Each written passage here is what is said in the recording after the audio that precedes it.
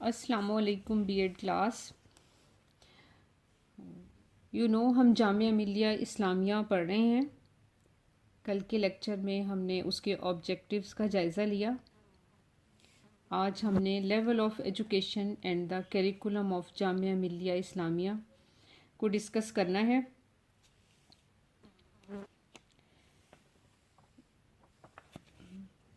इसका first category मकतब थी। It's tenure was 2 years और कंप्लीशन एज 5 to 7 years थी। स्टूडेंट्स प्री स्कूलिंग इससे पहले हो चुकी होती थी, यानी कि स्टूडेंट्स घरों से रीडिंग राइटिंग के स्किल्स सीख कर आते थे। और इस दर्जे का जो करिकुलम था वो number first dictation, number second edition और सब्ट्रैक्शन के क्वेश्चंस, नंबर 3 मॉरल स्टोरीज़। अब है level 1। The tenure of this level was 5 years, completion age 12 years और curriculum of this level was verses of Holy Quran and information about namaz, taharat, practical mathematics, life of Holy Prophet, language and literature, science, history, geography, calligraphy, ये curriculum था इस level का। Second level है अब secondary level. Its completion age was 17 years। Its curriculum was divided into 2 categories: compulsory subjects and optional subjects.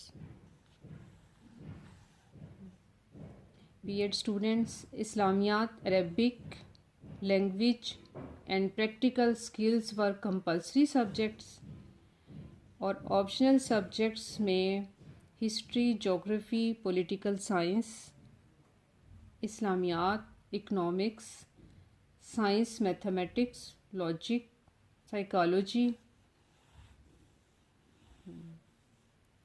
Meaning of Quran, असूल तफसीर, फ़िक़ा, ये ऑप्शनल सब्जेक्ट्स थे सेकेंडरी लेवल के।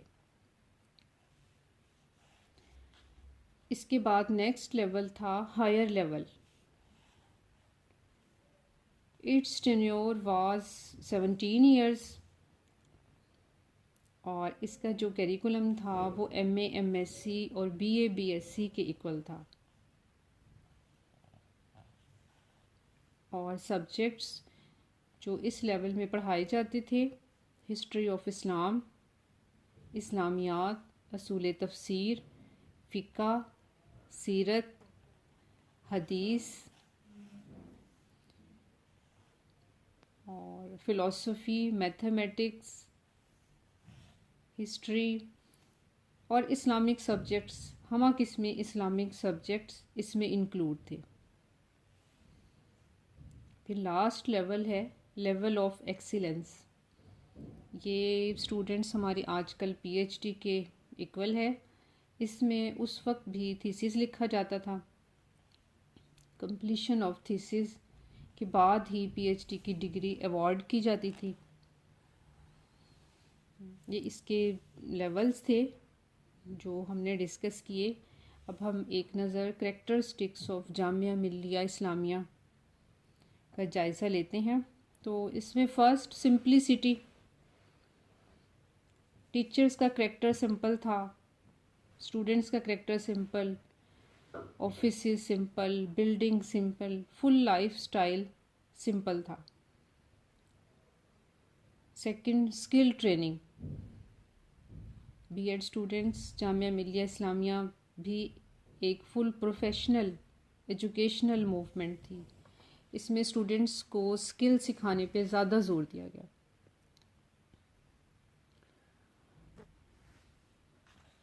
थर्ड, इसकी करेक्टरिस्टिक्स में से है पब्लिकेशंस। स्टूडेंट्स, इस मूवमेंट की ये एक बहुत आला खूबी है कि इसमें रिसर्च का टास्क टीचर को दिया जाता था। तमाम टीचर्स डिफरेंट टॉपिक्स पर रिसर्च करते थे और उन्हीं पे बुक्स लिखी जाती थीं और वो स्टूडेंट्स के सिलेबस में भी इंक्लूड की जाती थी। Urdu as the medium of instruction, ये एक इनकलाबी स्टेप था जामिया मिल्लिया इस्लामिया का कि इसने उर्दू को मीडियम ऑफ इंस्ट्रक्शन बनाया। इससे पहले इंग्लिश मीडियम ऑफ इंस्ट्रक्शन था। हाँ, थीसिस अलबत्ता लोकल लैंग्वेजेस में लिखने की परमिशन थी और बल्कि इस मूवमेंट के अंडर बहुत सी दूसरी लैंग्वेजेस की बुक्स की ट्रांसलेशन भी उर्दू में की गई। करेक्टर बिल्डिंग, जामिया मिल्लिया इस्लामिया एक रेजिडेंशियल इंस्टीट्यूशन था। इसमें स्टूडेंट टीचर इंटरेक्शन हमा वक्त रहता था और स्टूडेंट टीचर इंटरेक्शन से ही स्टूडेंट्स के करेक्टर की बिल्डिंग होती थी। स्टूडेंट टीचर को कॉपी करते थे और इस मूवमेंट के टीचर्स भी एक रोल मॉडल थे। इस मूवमेंट के इफ़ेक्ट्स पर अगर एक नज़र डालें तो इसमें 3 पॉइंट्स जो हैं वो नज़र आते हैं। फर्स्ट है, इस मूवमेंट का full focus respect for labour था, जिसकी वजह से सिंप्लिसिटी भी डेवलप हुई, स्टूडेंट्स में काम करने की आदत डेवलप हुई और मेहनत की अज़मत से आगाही उन्हें हासिल हुई और एक अच्छी प्रैक्टिकल लाइफ की तैयारी के लिए ये स्टेप बहुत इम्पॉर्टेंट है। और सेकंड इफ़ेक्ट जो इस मूवमेंट का था बहुत प्रैक्टिकल, वो professional education was compulsory. Professional education compulsory थी फॉर ऑल स्टूडेंट्स। इससे फिर देखें वही पहलू उजागर हो रहा है काम का, मेहनत का, और स्टूडेंट्स के काम और मेहनत ही कौमों की ज़िंदगी बनाती है। और इसका जो सबसे एक और इम्पॉर्टेंट इफ़ेक्ट था वो simplicity, dedication, contribution of the teachers में ये 3 क्वालिटीज़ थीं। ये तीनों क्वालिटीज़ टीचर्स के कैरेक्टर का खासा थीं।